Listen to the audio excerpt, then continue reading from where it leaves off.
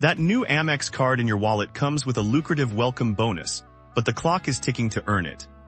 First, you absolutely must know your specific offers details. Log into your American Express online account or check the materials that came with your card to find the exact spending amount you need to hit and the deadline you have to hit it by. Now let's check your progress. Once logged in, you'll land on your account homepage. Look for a section often called Account Services or Card Management. Within that section, click on the option that says Statements and Activity. This is where all your purchase information is stored. On the Statements and Activity page, you need to customize your view. Look for a filter or a drop-down menu that lets you select a date range. Set the start date to the day your account was opened. With the correct date range selected, your screen will display all the purchases you've made. Since getting the card, American Express will typically show a running total of your spending. This is the number that matters.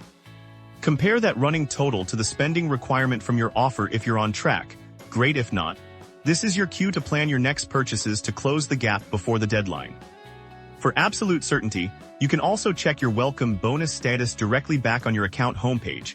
Look for a section or a banner specifically labeled Welcome Offer, or something similar. Amex often displays your progress there too. Staying on top of this progress is the key to ensuring those bonus points or cash back land securely in your account.